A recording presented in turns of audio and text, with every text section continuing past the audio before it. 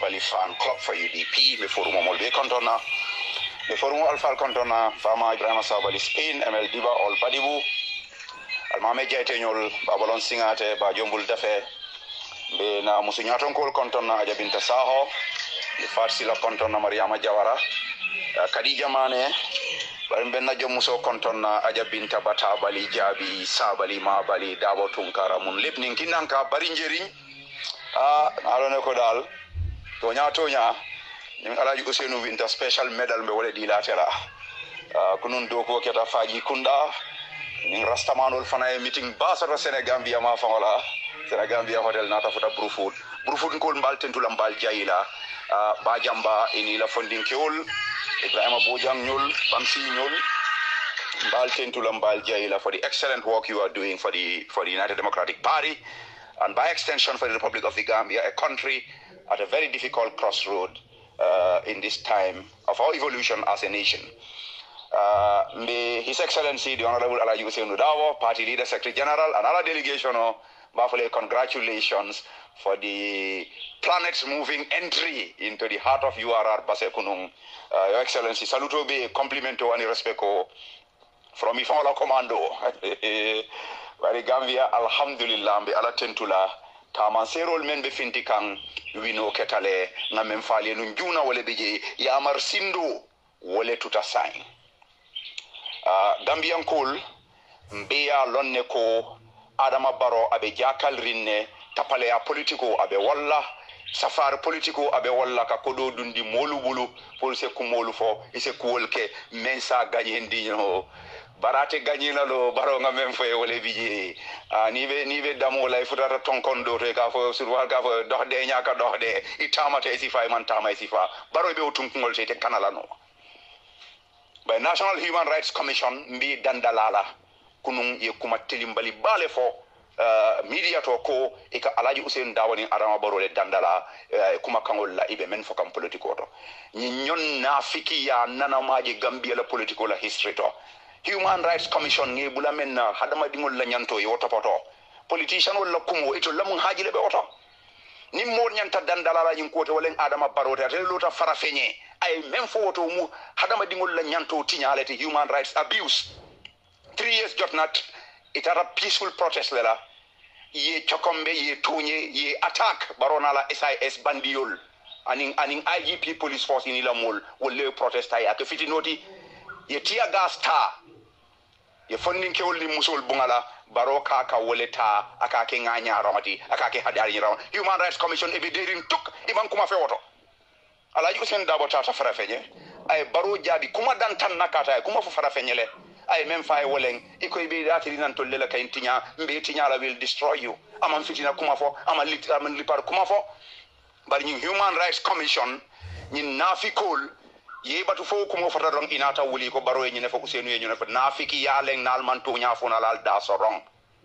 al kana to nyaaje aliya mabo alman sonna fola al kafa be ko nya wala talbisul haqq bil batil takumul haqq antum talabun fa al quran anta watiba bari yaro ñu Human Rights Commission nana kila ko mo maju na le Gambien wala kalila moyna ñun manke mo sobeti Human Rights Commission me ya lonko iko lutu kanke woli ka wolle fasa wol nyanti la nyanto sotola ñim banko kan wol be to nya fala no le bang jumale la almamoti membe kono je wo almame sifa be kafu kono wol te to nya fala no katu wo almamo me be Human Rights Commission atele sifa tam fanso dundi barotu loto faketa aketa mantoro ti Gambia be baro e mulla politico be ke tribalism ti wo almamo me Human Rights Commission men ka lutu kanke ya fasa aka kumol fo ka fo ko alquran me ran ko manta alquran ko no wole baro dundi nyim tribalism politics to wole be nyim commission to wala nay nafiki ya ko mofo tuma men Adama Barrow le hadama dingol la nyanto tinya ko mofo aka yandala iman diamu wole ko kana diamu Alaji Ousseynou Dabo le aning Adama Barrow nafiki yalen okola Adama Barrow ngamo ikaka mama kandele dandala ko amal la fi kaje ya jame be diamula political platform but Adama Barrow ngama sometimes ni be diamule buke mirade Adama Barrow itele wulita jang ye ya jame invite anala politico ali alliance sign fo itele make bang ko Adama Barrow le man kata fo man kaman kunda anyoita singola kaya jame nala dimbayal ke dani pour yena ala political platform ina pour Adama Barrow le man ke bang ma okay bang adama barole wulita ala natalo ni ya jamela natalo yake bana sol bala itata political ralil to ka fo ko ay musukuto le sra mañole soto ya jamena la political party ngal ko manke batara moti APRC mol mo tewo kelo musuti adunga ko momen fo man amanna finti bang say adama ro hanita ka fo mama kande manyanna ya jamme bulala diamu ala platform fo adama baro len jumati nyim banko kan luwa kilin wole basela kuwol marala luwa do e molla kuwo mara atakela nyim banko kan bal mama kande o manke dinti ka tunga moy kaya jabile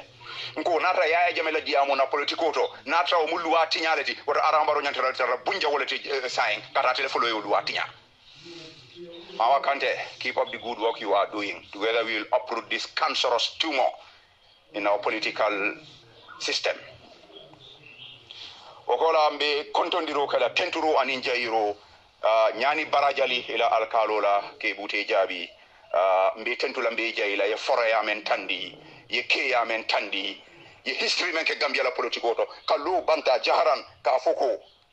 ibe UDP le tadi nyanto sara pour katara UDP tuma men na sefol men ya lonko wolle la man sakunda warate tati wolle banko men mara wolle siyate tati wol ka finti ka politiko ga adama baro munat na itete wulla ingani yobe dame politiko e mo ke kendo leti bari wata barajali la man tereng to alkaliba misajabi mbe tentula mbe jahila ye example wole dada gambian kol be sako ntol men kam fan kumandi karannalla intellectuals ha kuoku ana abe nafato kelale kuoku abe sunta ya to kelale iko mu banku dingoli mela banku kanwa man jariye wala na modo libe diamula ha al ngado man do mal kana adama baro jabi mun nanti adama baro jabi la politiko lem molu wulitale kido taye keloke kela banku kanandi ton man kidi kelefo hani do ko kele mafo nko nga finti nga yo kachandi nga to nyafo nyoe nga bataro bay nga faniya ta nga bay banku kan kuma kan wala nga moli kachay carte fayinye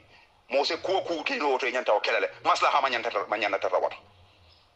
moy nyantale nin kolbe koleari wato menela banko ka wato le nyanta wulla barajali ko alkalo e waleke ay kumo fahamle me alonko the Reverend Martin Luther King Jr. ay wala for United States of America tuma menna ko angale kangola we are confronted with the fierce urgency of now in this unfolding conundrum of life and history. There is such a thing as being too late. This is no time for apathy or complacency. This is a time for vigorous and positive action. Martin Luther King Jr. ay walefo ni momo yin ko faham ibe wullale ila banko e jariye pour ye kuke me ya lonko fan ise torano je ka to ila banko jarta yele o kila na saibol ye menge paf kare ka pata ka pare ke niyo la